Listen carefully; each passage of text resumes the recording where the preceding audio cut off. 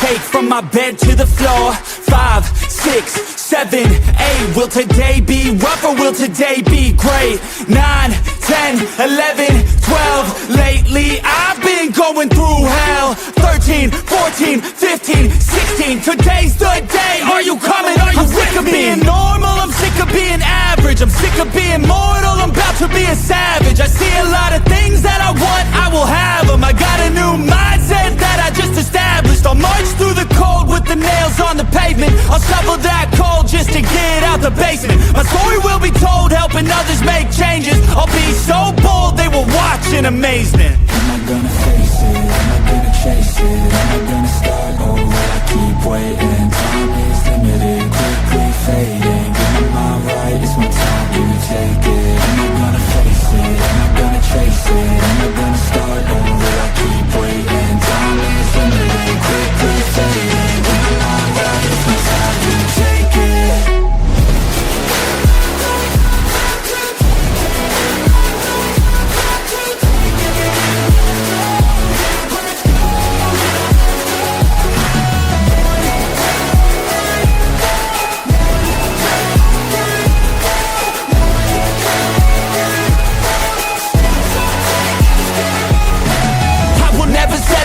Foot up on the pedal, pushing hard to the metal. Make a deal with the devil, channel rage through my vessel into something that is special. Energy of a rebel, going up a level. I just wanna be greatness, I could feel changes. Turn a new page and tie up my laces. I will be the bravest, break out of my cages. I will not be nameless, I will not be aimless.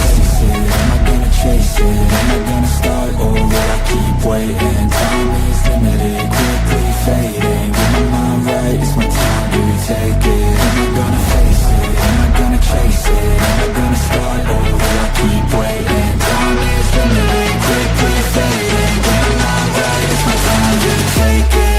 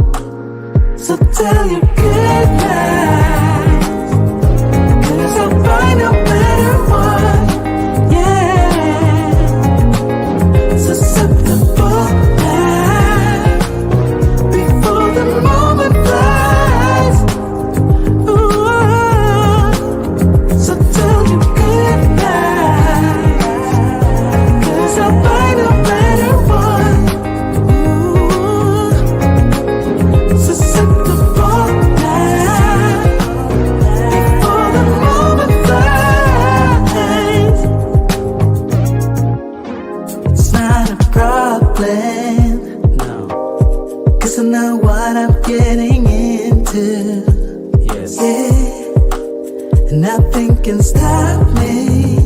No. 'Cause I'm addicted to what you and I realize. Lead the way, I follow. No need to say where we are heading now, babe. I follow to the edge of it all. So tell your good night, 'cause I'll find no matter what, yeah. Susceptible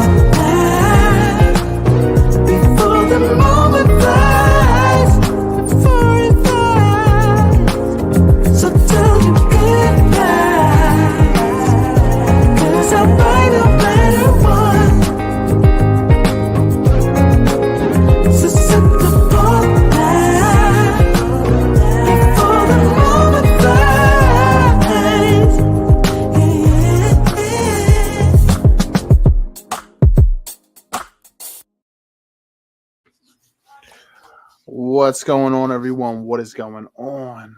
Welcome back to the Locked In Podcast, episode 232, 232. We are back tonight, guys, after a 1 week hiatus from our last episode with Ray, my buddy Ray down in Orlando. We are back tonight. Like I said, 232. Please welcome back in my brother on this podcast, been on tons of episodes, basically a part of the Locked In family here. My brother, Rich Mitchell. Rich, what's up, bro? Thanks for coming on tonight. What's up, bro, man? Thank you for having me again. Of course, man. Of course. I had two of the other guys too listed as tentative. They're pretty much like just same thing. Like all four of us, like part of this like little family, little brotherhood here. I'm on a podcast, but Rob and Marius will most likely not be able to make it. Maybe Marius. I doubt Rob's going to be able to make it, but we'll see. It might just be me and Rich here tonight. But what we're talking about tonight, guys, is healing from past trauma. Basically, working from an insecure attachment style towards secure attachment. So we'll talk a little bit about like what secure attachment is. We've talked on previous episodes about like the different attachment styles. We'll just give you a quick rundown on those as a refresher. Ultimately, tell you what secure attachment is, and then we'll kind of explain what earned secure attachment is, like, which is like if you're insecurely attached and you're working towards a secure attachment. Once you get that secure attachment, that's like earned secure attachment, which is pretty much the same as secure attachment, just a little bit different. So we'll talk about that tonight, guys, because these things are so important. And for sure, I think the conversation when it comes to men having these conversations is pretty limited. You don't see it as much. So definitely something we want to talk about here on the podcast, and so important for sure. And I know, Rich, you can relate as somebody who's in your master's right now for family marriage counseling, right? Yeah, man, marriage and family therapy, man, just striving via MFT. Had worked with a lot of families just to give some further context on my background. So I've worked in an after school program with children for about almost 2.5 years as a counselor. I do have a background with individual therapy, couples therapy, as well as family therapy. So that's kind of like my place in the world. It's a narrative therapy world, the postmodern, um, postmodern therapy. So yeah, thank you for having me, man. Absolutely, bro. I know you can have great conversation when it comes to this for sure. So it's a pleasure to have you on here for this topic.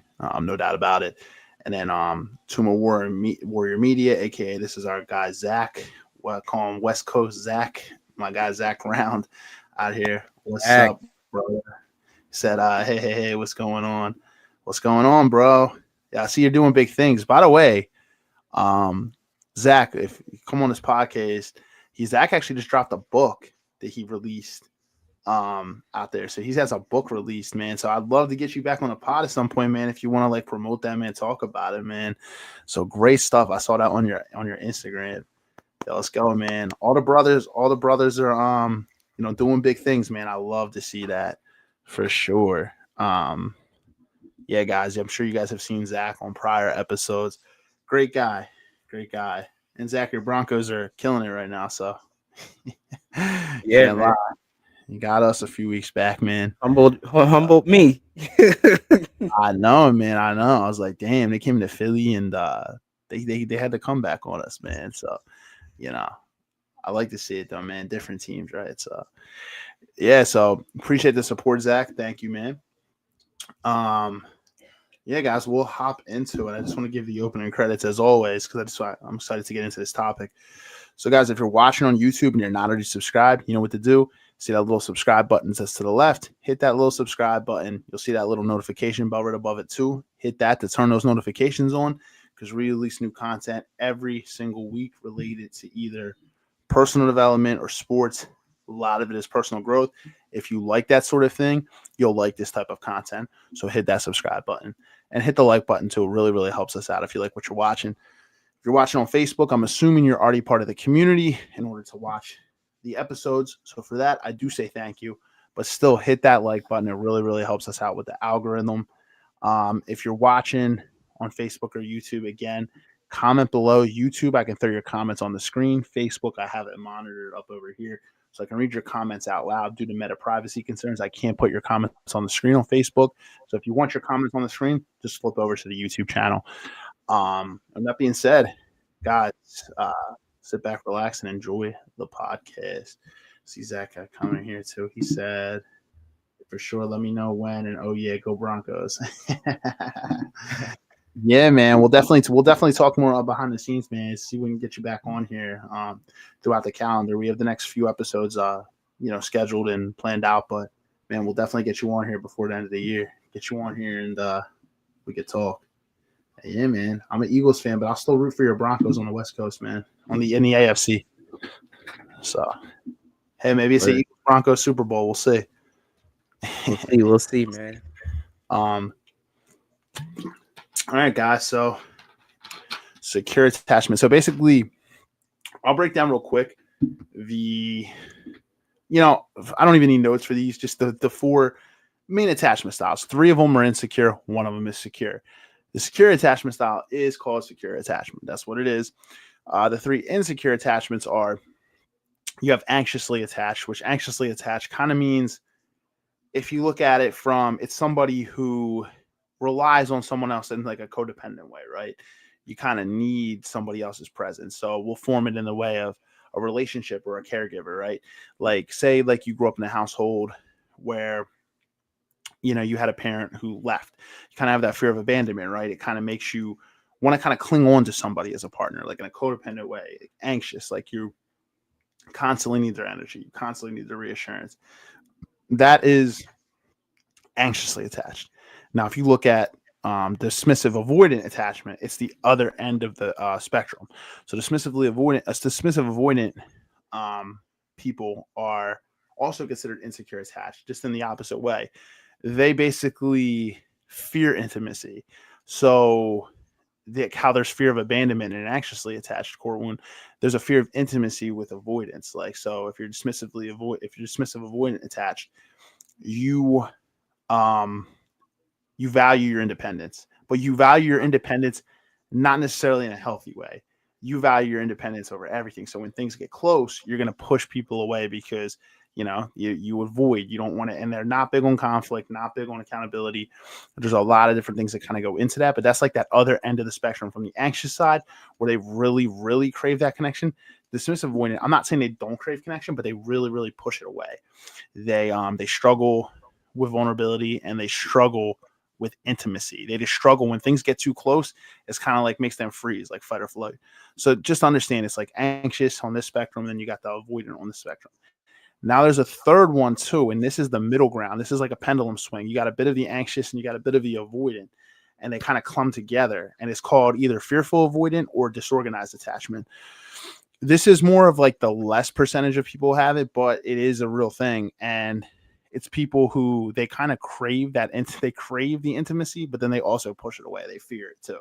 So they have both sides, which is why they call it fearful avoidant, because unlike a dismissive avoidant, they kind of really want that connection. They want that intimacy, but also they are like terrified of it. Maybe it's from past relationships where they've been taught that they can't rely on somebody. Maybe they had inconsistent caregiving, right? You had a parent that maybe showed you love and affection 1 minute, and then the next minute they said, "Get out of my face, like get away from me," like, or they push you away, or they kind of neglect you. So it starts. It's inconsistent caregiving that kind of leads to that, but it also leads in relationships. Maybe you grew up in a healthy household, but then you had a really tumultuous relationship that kind of facilitated that. So basically, that's how you can think of it. You have like the secure up here, anxious, dismissive avoidant, fearful avoidant. And that's kind of how it is. Fearful avoidance, like a pendulum swings between both. So for some people that can come off as, it almost looks as bipolar, right? Because you never know what mood that person's going to be in or how they regulate their emotions. It's kind of all over. So that's a little bit of a backstory on that. So secure attachment is somebody who can balance their independence, but also they can balance like it's not just their independence, but they can also balance, like, how do I say that?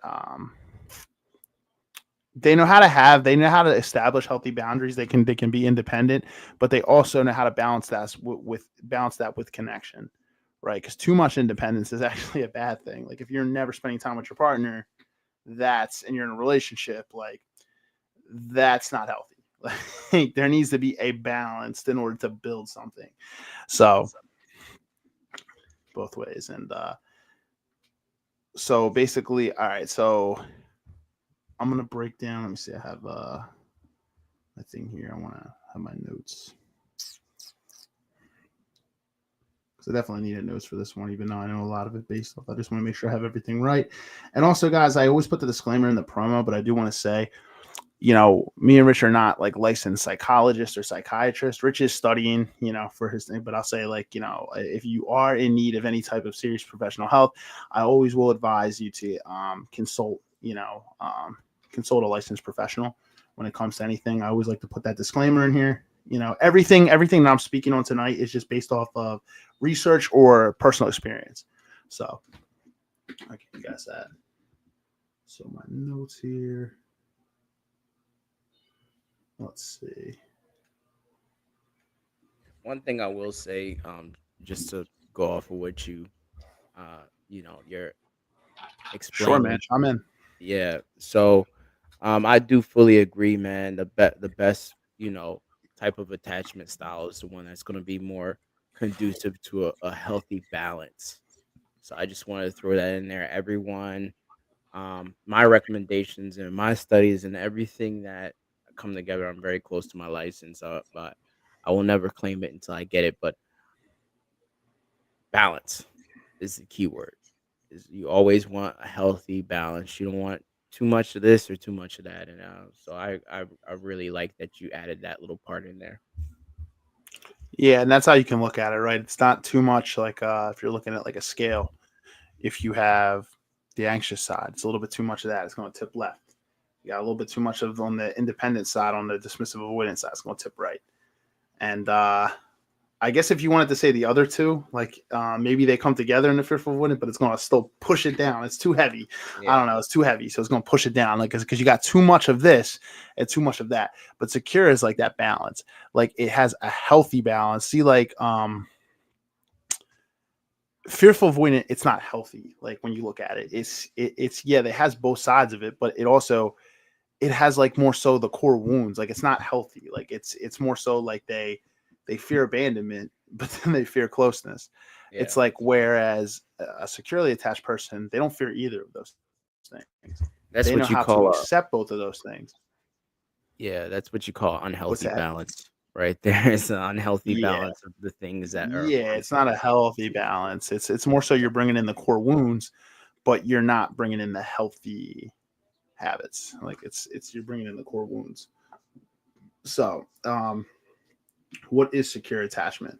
So, it goes without saying the secure attachment is usually more so than not typically referred to as the healthiest attachment style. We'll go from a caregiver's perspective. Securely attached children often feel a sense of protection from their caregiver. So they have a caregiver like a mother or father or any type of caregiver that was consistent. It showed them the love and affection, but it also allowed them to, soothe on their own too. So these children can use their caregivers actually as a secure base as they explore the world. They can have those conversations with their caregiver. Parents who foster secure attachment, they typically offer two key things that I saw from research. It says comfort. Number one is comfort when it's needed, and number two is the flexibility and freedom to explore when the child wants. So there you go. It kind of gives in the anxious one, right? The fear of abandonment. You give it that comfort and that reassurance as needed, but then at the same time, from the avoidance standpoint of it, from a healthy perspective, not a negative perspective, it also gives you the freedom to do those things without how do I say, being controlling, like helicopter parenting your child. Like you're giving them the experience to make their own mistakes, like allowing them to go out into the world and to make those mistakes, like be able to understand, because they have to do that too. You can't be at the top. People who are securely attached, they typically have these characteristics. They're number one, self-content. Number two, they're usually typically social. Number three, easy to connect with. Four, they're very emotionally aware. They know how to regulate their emotions. And number five, they're able to form deep, meaningful, and lasting relationships.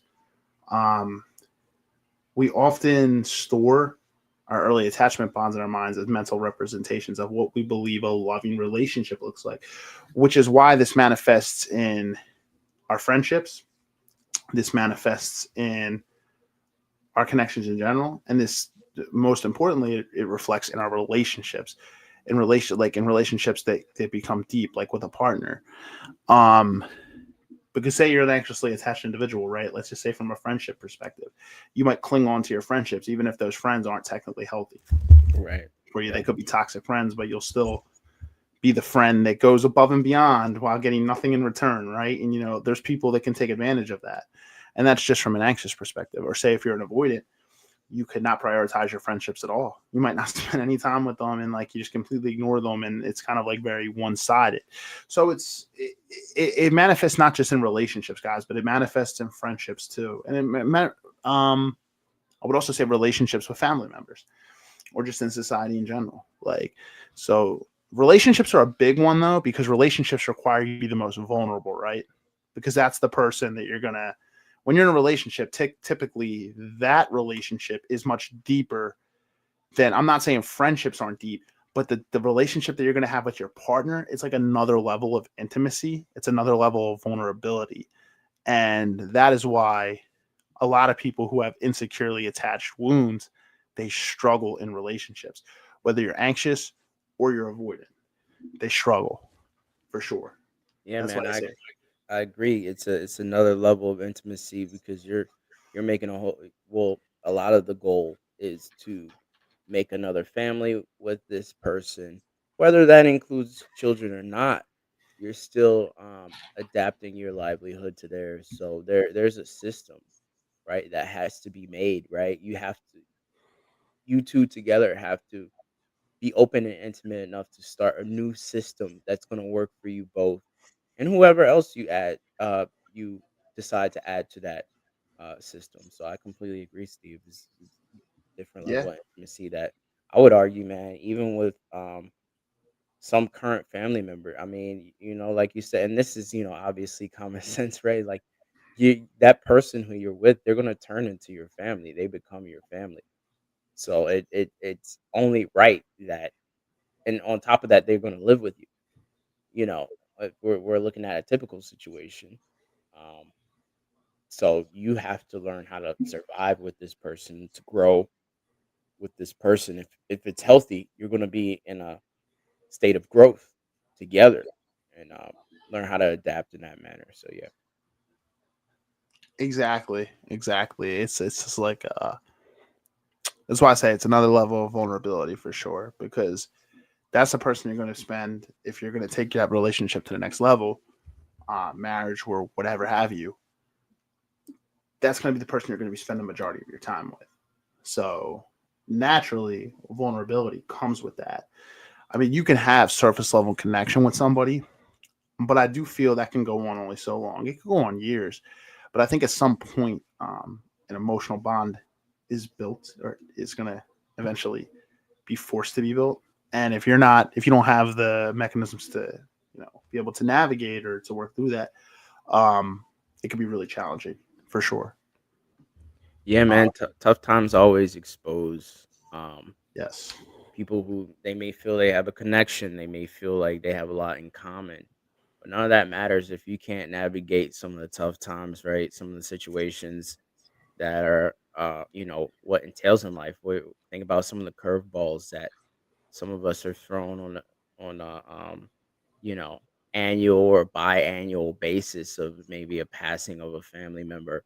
Maybe there's a financial hardship that comes along. Maybe someone lost a job. Maybe someone is dealing with some debt. Maybe there's something that comes up to where you have kids, and you realize, hey, you two have a different, and this is why this is important to have that connection, may have a different point of view on how to tackle some scenarios or situations in relations to raising a child, and it may be coming up. later on, you two have to adapt on the fly, right? On how to manage that. It gets harder. It doesn't get easier. No, no, it takes time to be able to how to work through that, right? And I feel like as you work through conflicts and you work through those tough storms, you guys start to rely on one another and be able to trust each other. That's how you build that bond, right? Like you're like, hey, we made it through this. Hey, we're good. Like, hey, we made it through this. And that's how that typically goes is you build that trust in one another as you navigate those storms. So for sure. So guys, I'll touch. I already talked about the insecure attachment styles, but I'll just give you the definitions. So insecure attachment it manifests when a child's needs in early childhood are not met. Those perceived needs. So as a result, the child may struggle to form a stable, secure emotional bond with their caregivers, which can manifest later in life. So like secure attachment, children with insecure attachment, they store up their experiences in their minds as templates. Um, and that's actually a great word for it. This is from research I saw of what they phrased it as, but a template, which they use to understand later relationships. So you kind of get that wiring from the early side, right from childhood.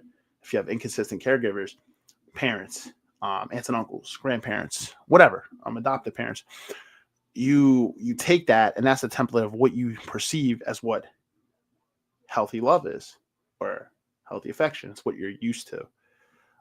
So essentially, like if you're used to a chaotic environment, that's what you may perceive as healthy love. If you're used to a loving and nurturing environment, that's what you may perceive as healthy love. Everybody's going to be different. So we're navigating this. An insecurely attached child may see others as untrustworthy. The world is dangerous, and themselves is not good enough. And again, this doesn't just happen from childhood. A lot of times it does, but this could also stem from unhealthy toxic relationships as well. If they went through an unhealthy toxic relationship, you may find it very difficult to trust other people. And you may just see other people as untrustworthy in general, the world not as trustworthy, because you were through that trauma. So like I said, the majority of the time it does start in childhood, but it's not always. Sometimes maybe you actually had a good, healthy childhood, but maybe you were in such an emotionally or physically abusive relationship that it really turned your view. And maybe it makes you feel unlovable. So you have to understand that too. Um, so yeah, it really is. It frames a template in your mind of what healthy love looks like. And that's why that can manifest what we choose to accept and what we can accept in relationships. So like if we're used to, like I said, chaotic environment, we're used to toxic cycles, right? That ultimately might be what we think is normal. That might be what we look at as normal. And hey, we choose to accept that because we're like, hey, this is what I'm used to. I see this consistently. And hey, this is what it is. This is healthy love, of that other type of love. Like that's not real. Like this is what is real. So like I said, it forms a template. I agree, man. Heard everything you just said. Early childhood. This is why early childhood is so vital. It's so vital to have children in the right settings, in the right relationships. And if it's the wrong partner, excuse me, or if it's a partner that is not emotionally intelligent, it can severely affect your child's experience growing up and what their understanding of a relationship is supposed to look like, right? And this can tackle, you know, and go through generations. We're talking about genograms, right? And therapy that we use as intervention, really big intervention. We go back generations to see, okay, how did grandpa treat grandma? How did mom treat dad? It goes down generations, man, and this is a real thing. If you're a believer, in the Christian faith, we call those things. Some of these things are called generational curses. And so it all lines up, as to habits, and it's even scientifically proven, man. Trauma can be passed down through DNA. So when we talk about things that have happened to generations, to ancestors, to people, man, things that could have happened to your great grandfather, you know, could be passed down in terms of maybe the way that you handle a situation, or if, you know, what type of partner you choose, or all those things play factors. So um and again, this is all scientifically proven. One thing I will say, um Steve, is, it's important. I think we talked about this earlier. Like, I still remember how my dad treated my mom. My dad, never disrespected my mom, never raised his voice at my mom. And that's some things, like, personally, like, you as a male, as a man, you remember that stuff. How your dad talked to Yeah. you. That's stuff that we don't forget. So just going and proving, um, your point here is just, like, just to put the icing on the cake, man. I mean, this is why genograms are so important in therapy.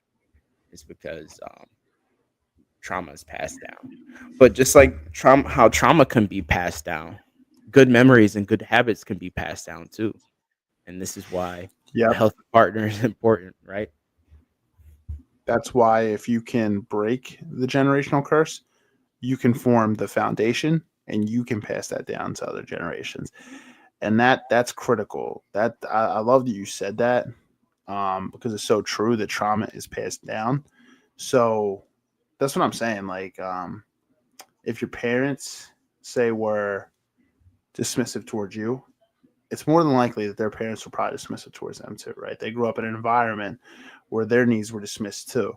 So self awareness is so critical. And that's so hard for a lot of people, is honestly self awareness, being able to recognize these patterns and be willing to do the work to heal for your future family, to be able to pass down healthier habits, be able to pass down healthy coping mechanisms. So it's so true when it comes to generational curses, in terms of that. It really, really is. So, and honestly, the good thing is there's a lot of research out there too. Guys, I'm going to be honest with you. If you're struggling and you feel like you align with an insecure attachment style, which is nothing to be ashamed of, the majority of the world is insecurely attached. The people who are actually securely attached are not the majority. So there's nothing wrong with you if you're insecurely attached. Like, just understand that, like, it doesn't mean to not do the work. That's not what I'm saying. I'm just saying that it doesn't make you a bad person to be insecurely attached. It doesn't make you a bad person. Um, just understanding there's quizzes out there too, guys. There's attachment style quizzes. You can take them. And even if you're not sure with one of them, take multiple and see what the results say and really figure out what your attachment style is. I will always encourage this and advocate this for anybody, men or women. I talk about this with men a lot, but with women as well. Honestly, therapy is such a great source. Such a great source. Like, if you honestly want to talk to somebody about this who's neutral, they're a neutral third party. Honestly, I couldn't advocate more for therapy.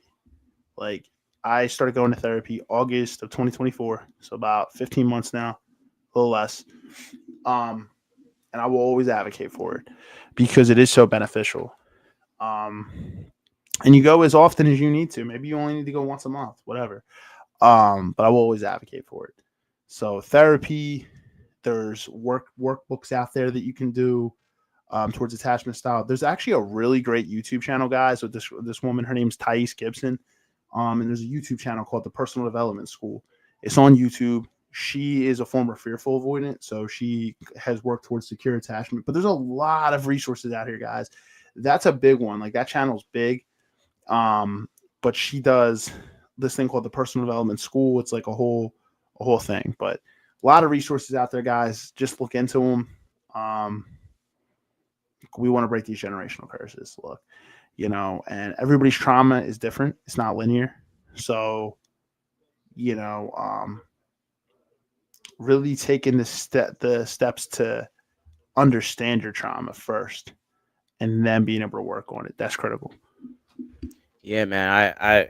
I like that part that you added in there, man. The majority aren't the people with the secure attachment style. So when we say these things, it's not for you to be like, hey, look, like, oh my gosh, like, I have this problem or I have that problem. like it's to bring it to your attention, but it's also for you to say, "Hey, look, this is an opportunity for me to grow, right? This is what this channel is about, people. This is what the Locked In podcast is about. Self-growth, self-improvement, right? And so this is just an opportunity for you to challenge yourself to be better and to confront those things that have traumatized you in the past and to break free from those things. So by no means is this like a hey, here's an opportunity for you to see, oh my gosh, that you're horrible and this or that. No, no, no. This is an opportunity for you to grow. This is an opportunity for you to understand some of the things that maybe have held you back, that maybe sometimes we don't want to recognize or want to acknowledge all the time, because it sometimes it may be painful. Sometimes it may be hard. And that's the beauty in it, is that you can find growth in that difficult circumstance, in that difficult experience. And that's kind of like what therapy is what Steve explained. I've been into therapy myself after some pretty rough times in life. And um, I just want to commend you, Steve, for being vulnerable about going there and opening it up. And I think not enough of us men do that. So I think it's awesome to hear you kind of just be like, yo, hey, I've been there. Yeah, appreciate you, brother. Yeah, no, I will always advocate for it. Honestly, I was scared when I first went, to be honest, and I'm not afraid to admit that. Like, I was like, there's a different type of vulnerability like that's required for it, and therapy is going to take you as far as you're willing to put into it. So, I mean, if you could go into therapy and just completely lie to your therapist, like everything's great or whatever, I mean, you could. It's your time, you're paying for it, right? You could just go in and do that. And if you have a therapist that doesn't really challenge or question that, they might just go with it. So it's going to go as far as you're willing to take it. But all I say is just I challenge you to get a little comfortable being uncomfortable, right? Because it's going to benefit you long term. Like, honestly, I still get a little nervous when I go into my therapy sessions, right? Like, I'm not going to lie to you. But what I will say is, like, when you're vulnerable, you're going to get the most out of those sessions. Like, when I'm vulnerable in my sessions, like, I get the most out of it. I feel good when I leave, if that makes sense. So honestly, it's going to go as far as you're willing to put into it. But I highly recommend it. Yeah, bro, I definitely second that. You're gonna sometimes, like, it's like so many sessions, yo, you may go in there, you may feel good. Sometimes you may go in there and feel bad and then feel good later. Like, it's just sometimes, it's a process. Therapy is Yeah. always a process. So it's not like, you recognize some things and you come out of a session and maybe it's a homework that you're given that is going to be a bit tough for you, or maybe there's a intervention that you went through that Hmm. kind of reopened up some of those things that traumatized you. But the purpose of that re revisitation is to face it full on, head on. And so in your story, and this is why I love narrative, Steve, in your story, right? Not everyone had the pleasure of growing up or even being in a relationship where they had their story be told from their perspective. Sometimes people Right. went through relationships or experiences that are very deep and very eventful for them, where they never had a say, or they never had a full recognition of or acknowledgement of what they went through.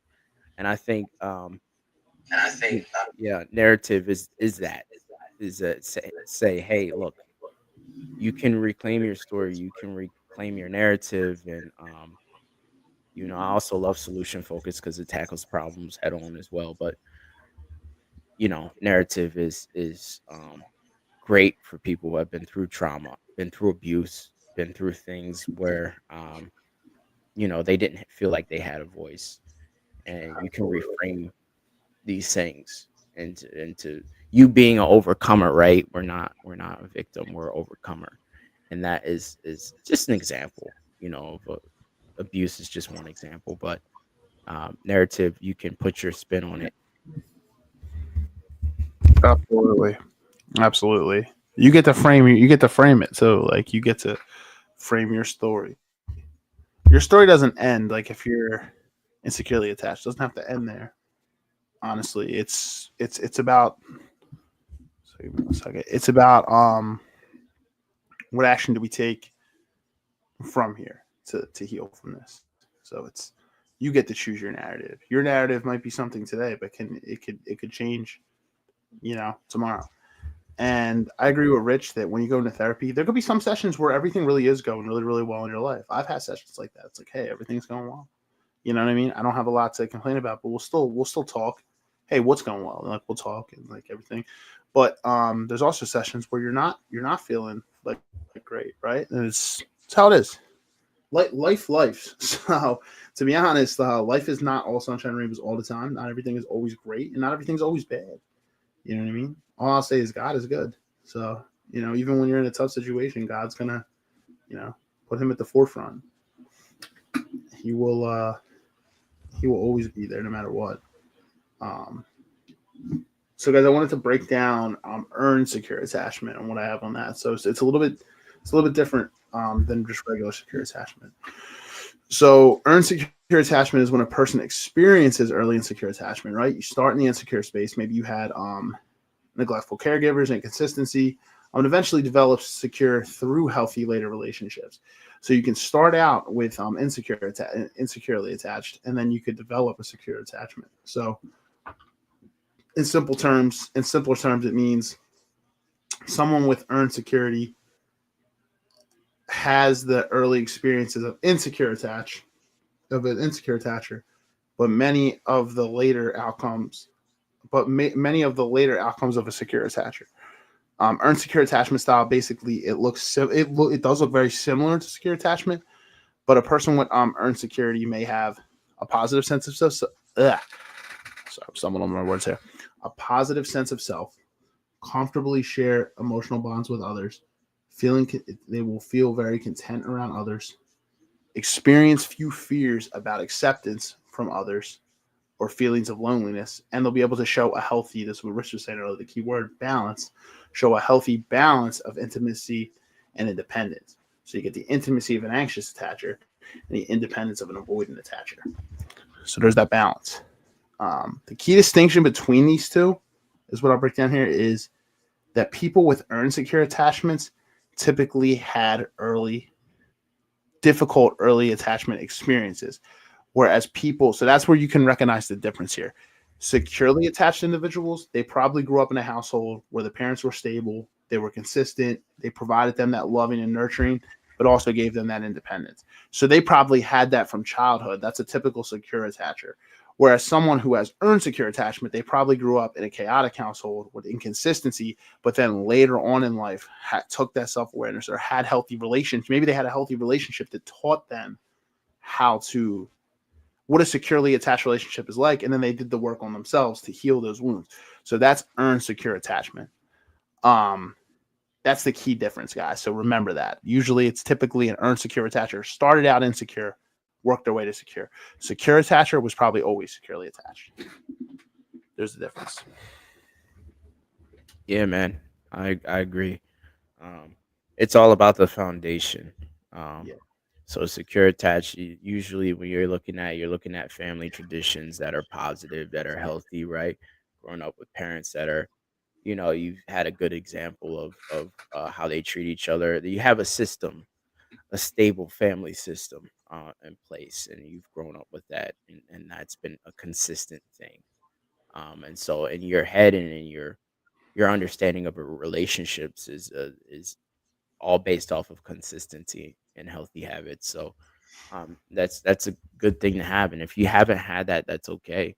It doesn't mean that you can't break the standard that maybe family has set for you. You're more than able to break that standard and to set your own traditions and your own. We have the holidays coming up, people, and also it's November, so it's Men's Mental Health Awareness Month.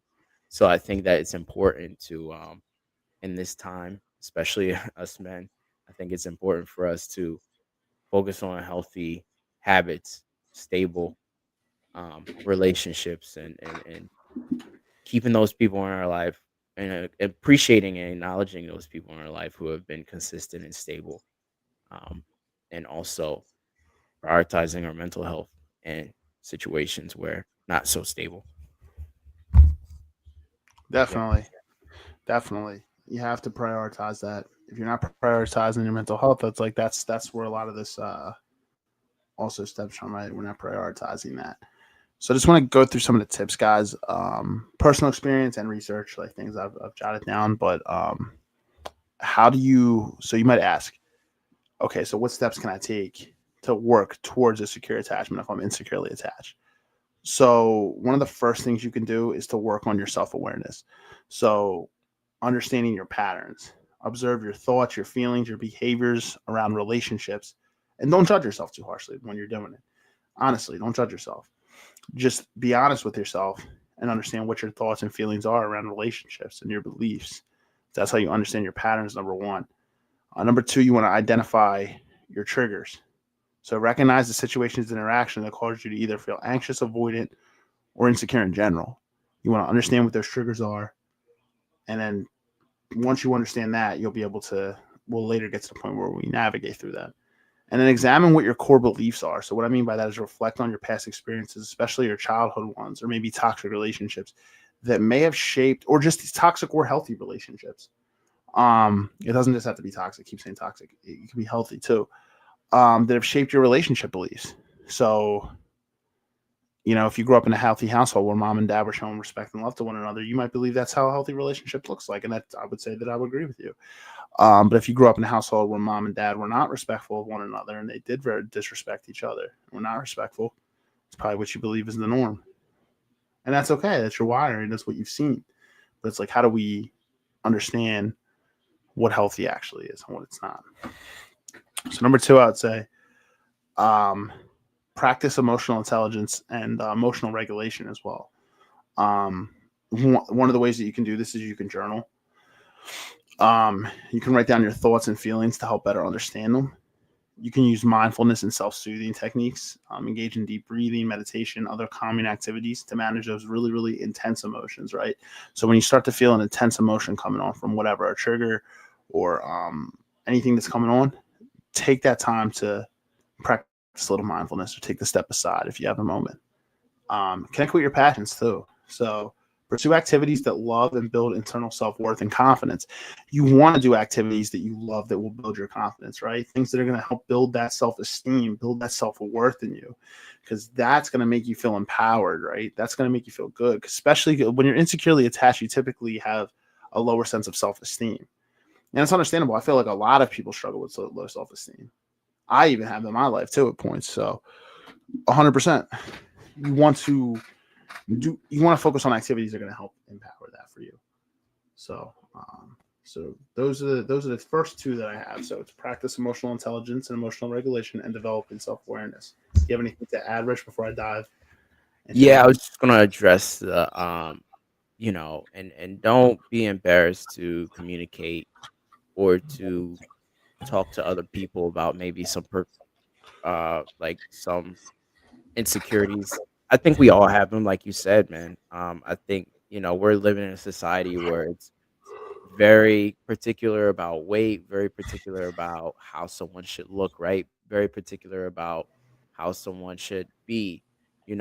Even like there's economic insecurities, there's social insecurities, there's physical insecurities, there's all types of insecurities that we all deal with because we live in a society that has a blueprint for what someone should be, and the funny thing is with the combination of so many cultures, there's so many different opinions on what someone should be that it's like you can't be what everyone wants to be in every setting. It's impossible. And neither should you strive to be. You should always strive to be who you want to be and what gives you the passion to be that. So that's all I'm gonna say. And I leave my things in the context of a Christian. As you know, my faith is always gonna come first. So I'm always gonna try and strive to be what God wants me to be, or what I'm directed to be in that point in time. That's just my perspective of my life. But sorry, you go on. Thank you for that. No, it's no problem, man. I appreciate you chiming in here, man. Yeah, and likewise, like God at the forefront for sure. Praise God because He is good. Um, Amen. amen, amen. So the first two I had here were developing self-awareness. Number 2 is practicing emotional regulation and intelligence. Number 3, I would say, and I have like subheaders under these, is improve your communication and your connection. So ways you can do this is you can communicate your needs clearly. This is a struggle for many people in relationships and in friendships too. A lot of people struggle to express and communicate their needs. So express your feelings and needs honestly and respectfully. This requires being okay with judgment. And that's why I say boosting your self-esteem. That's why I put that under number 2 is you want to, that's why I say to number 2 is you want to practice emotional intelligence regulation, right? So you can build that self-esteem, build that trust in yourself. Then you could get to the point where you're communicating, right? You're improving your communication in step 3 because you can communicate your needs clearly. You can express your feelings with honesty and respect. So if something, say, in a relationship is triggering you, you don't feel your needs are being met, you can have that conversation without being accusatory, right? Just the I statements and just letting somebody know how you feel. And I feel like the person who loves you and respects you isn't going to just dismiss your needs, right? They're not going to be like, well, your needs don't matter, or they're not going to fight. They really will take the time to meet your needs and understand that. There's a safe space with that person where you can communicate your needs and they will listen to you. This goes a part of communication too, and a lot of people don't understand this. Communication isn't just talking, it's also listening. So practice active listening. Show genuine interest and empathy when others speak. That's why, like, if I'm going to have deep conversations with people, I try to make sure I'm allocating time. I try not to be like doing something else while like I'm having those conversations, at least not something that's going to require me to use my mind. Like, it's hard for me to work, like do something for work and be able to have that conversation with somebody. It's like, look, I'd rather revisit that at a time like when I can actually give you my full attention. Because look, if I can't give you my full attention, I mean, like, I'm not actually listening to what you're saying. You know what I mean? It's like I can't really respond effectively because I'm not fully listening. I have one ear listening and one ear not. So it's like, but active listening is so important. Building trust gradually. So take small, manageable steps to be vulnerable and to rely on other people. That's very important too. But I would say, like, sometimes people just want to be listened to. I think a lot of times as men, right, we are problem solvers. We like to jump in, we like to give you our advice. I'll be honest, a lot of times, like, I'm just going from like the relationship aspect. A lot of times women just want us to listen. I'd probably say 90% of the time they just want us to listen. They just want to vent. You know what I mean? 90, that's a big number, bro. I'd say I'd probably like 90% of the time they probably just want us to. Okay. You're going with 90 then. You know? Or you know what? If you're not sure, just ask your woman. Be like, hey, do you want me to listen, or do you want my advice, or you need my help? Like, you know what I mean? Just so you understand. There you go. There's no confusion. You don't have to read minds. It's clear. Y'all talk. The expectations are there. Boom. Simple, right? It could all be so simple. I think it's based off attachment style, like what you said, bro. Like, yes, 100%. Like some attachment styles prefer you to quote unquote take charge or whatever. Like, some attachment styles are looking for direction like that because that's how they grew up. Like, if you grew up like if you're a person who grew up in a household where they were given a lot of direction, they may either go towards that or completely the opposite away from that. Sometimes where people grew up in a situation where you weren't given a lot of direction. Same thing, man. Like based off your attachment style, you may go completely against that, or you may be seeking stability more so. So I am familiar with many people who have had like unstable family households growing up, and they were seeking that stability. Like, and what media said, man, emotional maturity is huge too. A part of that is recognizing, which attachment style you are. That's why it's so important, so that you understand, okay, what am I gravitating towards in this present moment? Yeah. I think it all starts with, emotional maturity is a huge one. I think it all starts with accountability. Being able to address these things and be able to look at ourselves and be able to, and that's where self-esteem comes in too. That's why I said there's a lot of different components to this, and it really depends on how how deep your attachment wounds are. Because like I said, everybody's wounds are different. You know what I mean? Everybody's wounds are different. Trauma is not linear. So one might be traumatic. Maybe somebody else had a similar event to that person. But look, everybody's trauma is different. Like you really the deepness of trauma, it's a lot different. So you have to really understand. But it all starts with self-awareness and accountability. You know, if you can't admit, say that you're insecurely attached, even after all the research suggests you are, or a therapist suggests you are, I mean, nothing's going to change, right? It has to start in here. It has to start inside, like the willingness to change. Because guess what? Your attachment style does not define you. It doesn't. It doesn't define who you are. If you are insecurely attached, there's nothing that says you can't build towards a secure attachment. You know what I mean? We don't have to be a prisoner of our attachment style. So just understand that. But there's a lot of things we can do to fix those things. I'll say number 4 I had in here was establish healthy boundaries. This is something I struggled with, definitely in personal relationships. I in my early career when I was young, like I'm talking about when I worked like at Acme at a supermarket. Yeah, I struggled a little bit there with like boundaries, but like throughout my career, I've been pretty solid with my boundaries in terms of work. But you know what? When people are closer to me, when I have a more closer connection with people, this goes friends, family, relationships. I definitely struggled with healthy boundaries, which was one of the reasons why I actually got into therapy, to be better with setting boundaries in my life, especially with those personal to me, because you know what I mean? Just in a lot of different areas, being able to allocate my time, set boundaries, say no. Um, that was a big thing. But this is how you also work towards secure attachment from insecure attachment. You can set boundaries, determine and communicate your limits in relationships, ensure that they remain balanced, and respecting independence. Find a healthy balance between intimacy and personal independence. So you know what I mean? That's why I said, again, we go back to Rich's word there, balance. So critical. Balance. You want to balance intimacy and independence. Too much intimacy is suffocating. Too much independence is cold. There's no connection. Yeah. So, you know, it's for sure. Like too much intimacy, you're suffocating your partner. You have no identity outside of them. Too much independence, you don't even have a relationship. Yeah, you're starving your partner. It's like you're Yeah, stuff there's no relationship. starving. Yeah, Exactly. yeah, It's man. like, you see people who are married that don't live together. Like, you know what I mean? But they live in the same state.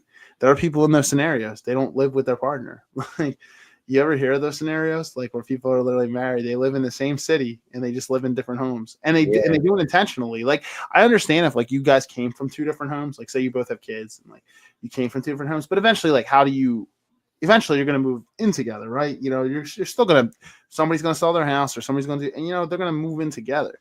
But there are people that literally get married and they don't live together at all. Like, yeah, man. so that's kind of like that to me signals avoidance. You Yeah, know what I mean? It signals avoidance. yeah. It's something y'all are running from that y'all Yeah, not trying to confront, and you both came to the conclusion that we're gonna adapt this model of avoidance in our family system, and that is in turn going to require us to live in 2 different locations. yeah, because marriage is like you accept all of each other, right? The flaws and all. So it's like it means you don't want them to see. You guys don't want to. You guys don't want to see all of each other. So that to me goes to show you're not all in, because marriage is all in. Like, it's the good and the bad. Like, there's going to be flaws, but like the person you truly love and want to marry, that's the person you're willing to accept those flaws. You're willing to accept all of that person. You know what I mean? So Yeah, man. I mean, usually when there's avoidance, there's some sort of fear or yes. something associated with that. Hmm. So when you see avoidance and you see someone avoiding something, it's kind of like, oh my gosh, like I'm trying to avoid what I've either seen someone go through or what I went through in the past. The last time I was maybe vulnerable, or maybe I exposed myself to a certain type of individual or background or something. Sometimes it could be, I mean, man, and even with people, man, like it could be anything on a smaller scale, like a smell. or a Hmm. taste or a touch or some a texture of something that gives someone a memory.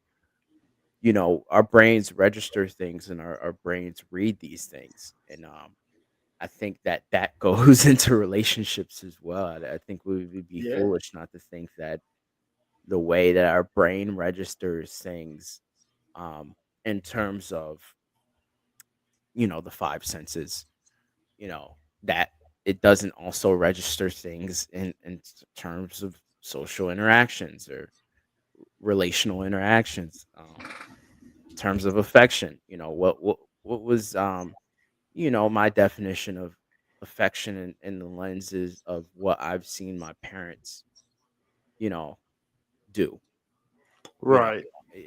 I don't want to be that, or I don't want to do that. That's what some people are thinking, man, when they sometimes are looking at their partners and they see maybe this guy or maybe this girl is everything that you're looking for, but there's something about this person that reminds you of, a trauma or a thing, and it causes people to sometimes judge people, sometimes jump to conclusions about people, sometimes, have walls or barriers up, and yeah, that all that stuff is scientific, man. All that stuff is proven. And um yeah. It's so true. It's so true, man. That's why I said you can't out. You're not gonna. You can't deny science. Like it's there. It's all there. You know, It's there. Yep. It's there. it's there. That's for sure. But it's basically what I have. Like it's just but also like the final part I wanted to put here on the final two parts is actually I guess I have three here. I'll go through them real quick. Cultivating healthy relationships.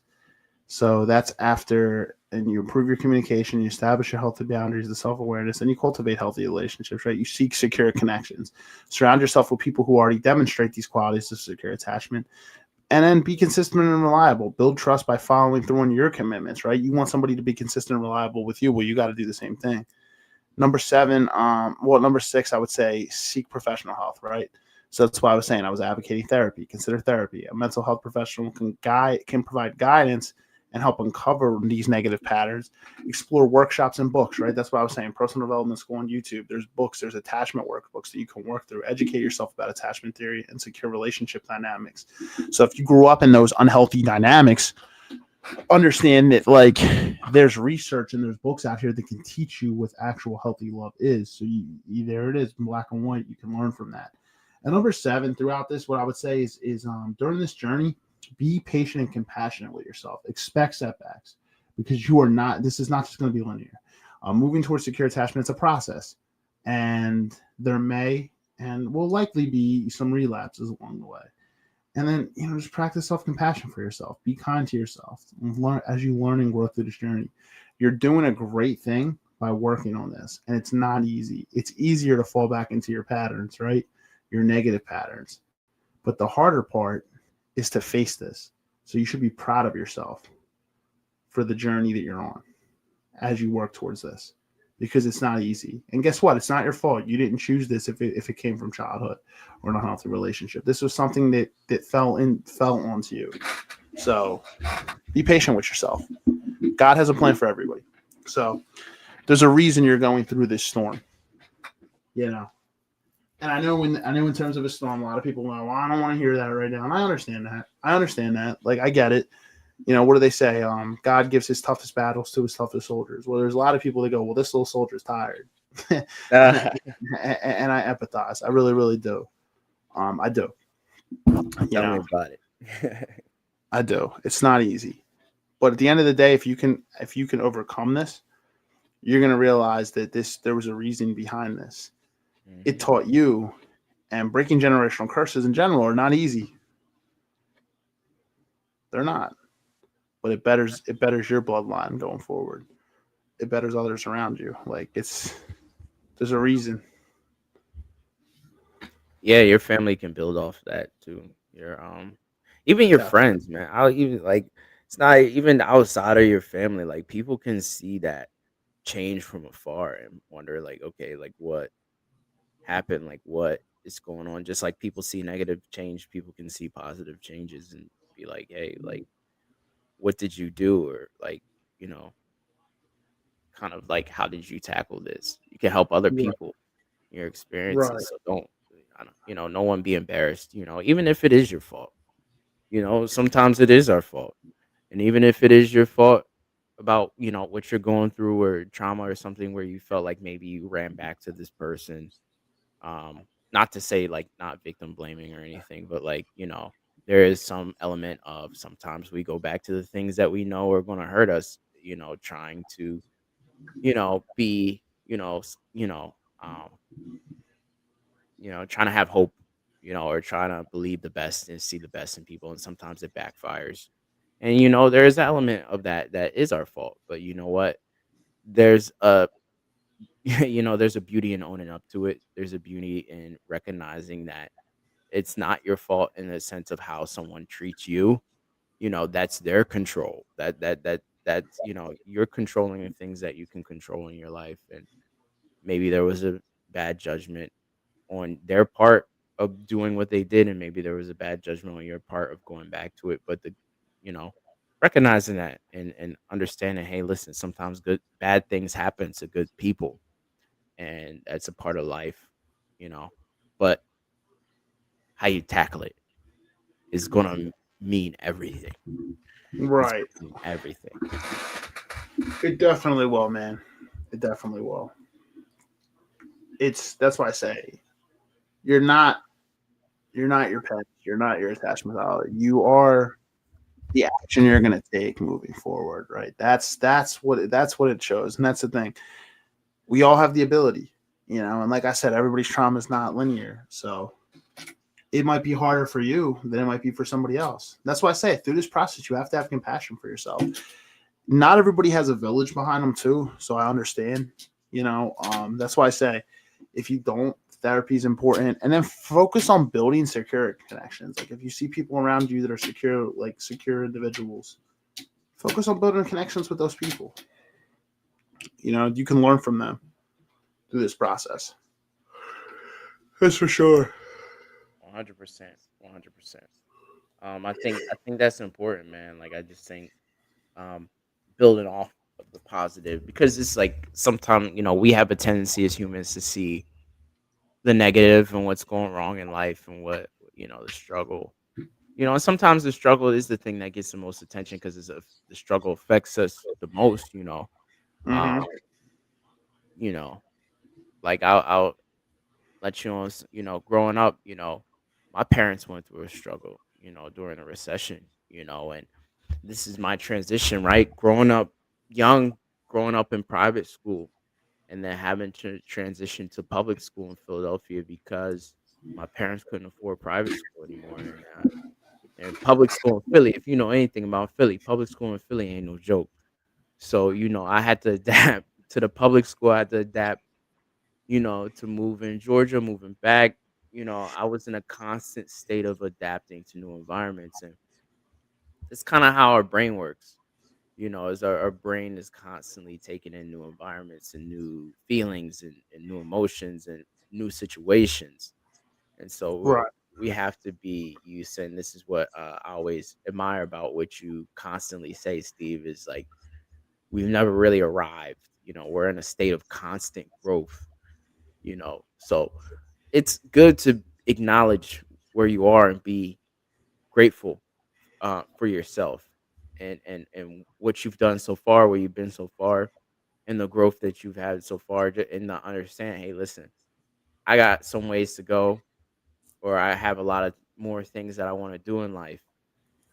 But just to acknowledge, like, hey, like, I'm happy where I'm at right now, like in terms of loving myself, loving, and I Yeah. think that, you know, I think that's a great formula for everyone to have. It's no matter what your situation looks like right now, just love yourself. Love your experiences, and understand. Hey, listen, maybe some experiences you know not so happy about or not, but the thing is, though, it helped me grow, and that's the most Right. important. It helps shape you. And that's the most critical part of it, man. It helps shape you into who you are, which is so important. This is what I'm saying. Sometimes we have to go through those trials and tribulations because it shapes us into who we are, who God wanted us to become. Sometimes we need to go through a tougher path than other people, and it's understandable. And everybody has their crosses to bear in different areas. But like, hey, there's a reason behind it. That's how I try to say it. Is like there's a reason behind it. There's a reason why I had to work on certain things, right? To become who I am. It takes time. Like it's a process for sure. Like some people are just born securely attached, and like, hey, there's a reason behind that too. I do firmly believe there's a reason for everything. So Yeah, man, I do believe, understand. man, that the securely attached is a minority, but like it's a lot of securely attached people, man, take on people who have like if you know it, like a lot of people who are securely attached take on partners who have those insecure attachments, like those things that because like they can spot or see, okay, this person sometimes, you can see like, oh, they're not balanced in this way. Like, let me help them be balanced in this way. Like you notice that a lot, actually. Yeah, And sometimes people just click, man, and they make their own system.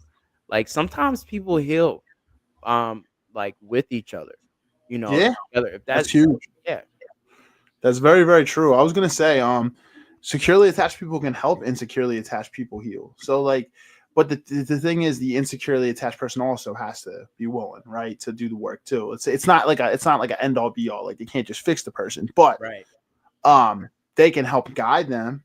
Show them what it looks like, right, and give them resources towards it. You know what I mean, and help them for sure. Like better chance of correct. healing with a securely attached person than an insecurely attached person because then you're just Yeah, fighting fire with fire. 100%, bro. You hit the nail on the head, honestly, man. The other person has to be willing to do the work. They have Yeah, to be willing to acknowledge, you know, the insecure part. They have to be willing to acknowledge the bad and unhealthy habits. right, Um, right. and that's where the healing starts. I'm not, Yeah, definitely not like I'm not saying go on. You could go fix anybody. No, that is yeah, definitely not yeah, going to happen. But they got to be willing to want to change or recognize because there's a lot of pride out here, man. There's a lot of you know situations where someone's not going to be willing to admit like, hey, this is the issue. Some people can make the same mistakes. My dad actually grew up telling me, man, like the definition of a fool is doing the same thing over and over again and expecting a different result.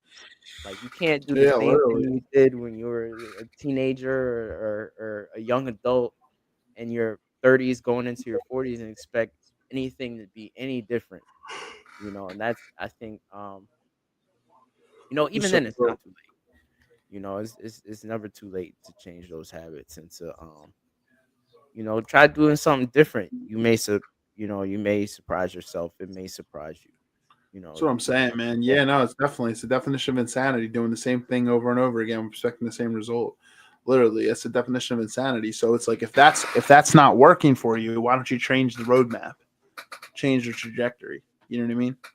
right. Choose a different route. See what comes from that.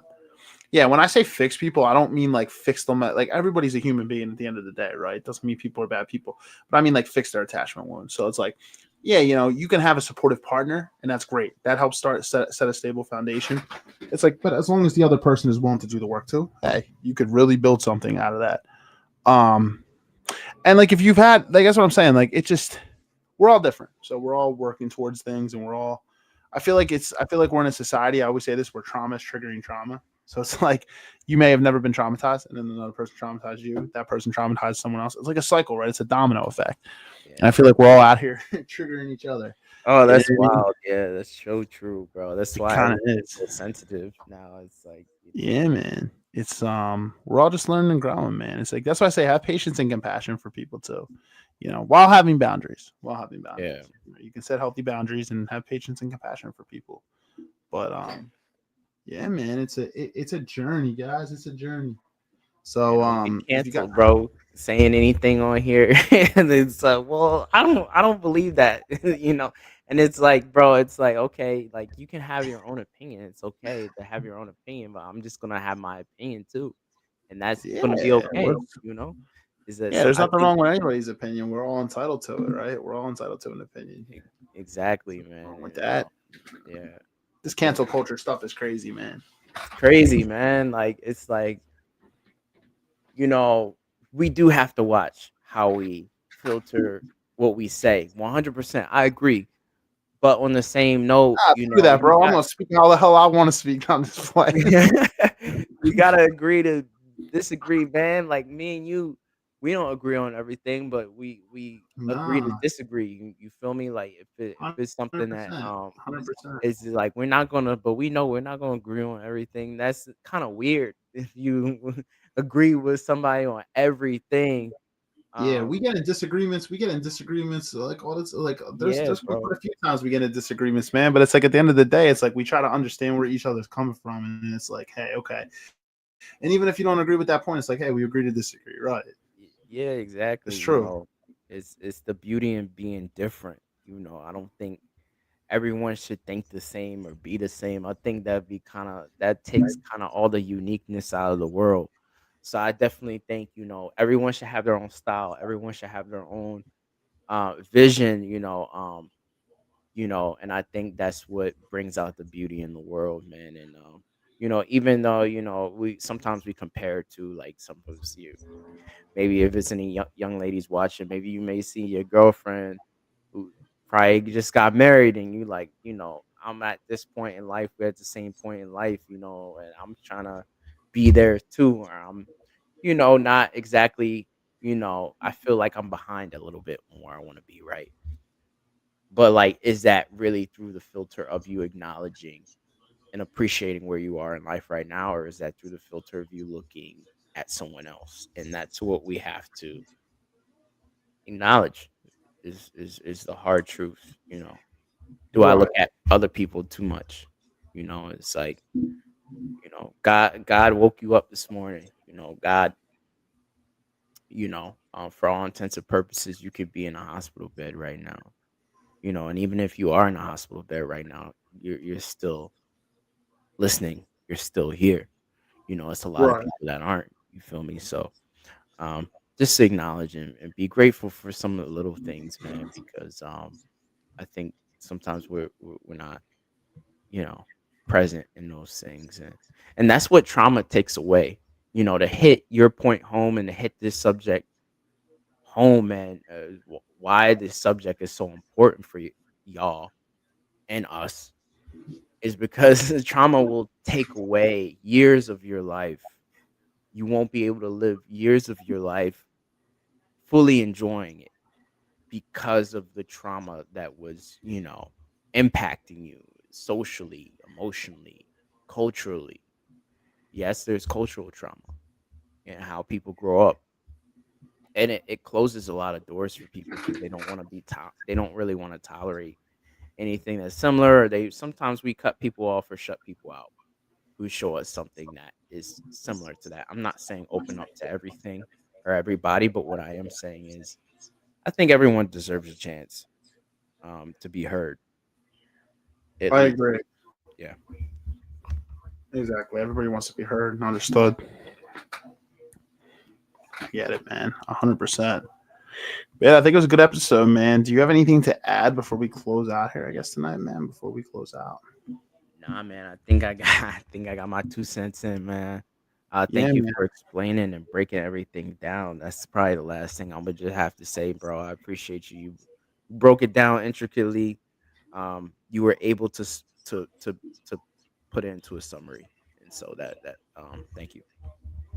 Yeah, no problem, man. I try to get come on with some preparation with these things, but yeah, man. We're all out here trying to navigate, right? That's what we're trying to do. But I just want to say that like no matter what you're going through, like there's a purpose for it. Like God has a reason for it. There's a reason why you're going through what you're going through. And I can't put myself in people's shoes because everybody's going through different things. But what I will say is just understanding that everybody has a story, everybody's going through things, and just there are other resources out there. Like I said, therapy. Also, like if anybody like has any questions about things, you can also feel free to DM me. Like, you can feel free to DM me. Let me take Zach's comment off on here real quick so you can see my tag. If you're on Facebook, I'm assuming that like you're already part of the community. You can see my page. You can DM me on Messenger. If you're on YouTube, you can message me through my Instagram channel. It's public. It's a public page. It's not private. So there you go. Ushman 4503. There it is. The tag down there. You can message me there. And just if you honestly need any help getting connected to resources, just reach out to me and just understand. I've actually had feedback with that in like prior episodes. Some people will reach out. And even if you don't know me, that's okay. Just reach out to me. Like I said, my Instagram's public. You can reach out to me on Facebook Messenger if you're already part of the Facebook team. So, we'll definitely help get you connected. But guys, with that being said, I just wanted to say, hope you guys are having a good first week of November. And yeah, let's jump into the rest of this month. But have a great weekend, guys. A great night. And we will see you next week for episode 233. We'll have a first-time guest coming on the podcast. With that being said, guys, have a great night. We'll see you next week. Again, Rich, thanks for coming on tonight, brother. I appreciate you. 100%, man. Thank you for having me. Everyone have a great night. Appreciate your time. Yep. Appreciate everybody who watched, liked, commented. Zach as well. Thank you.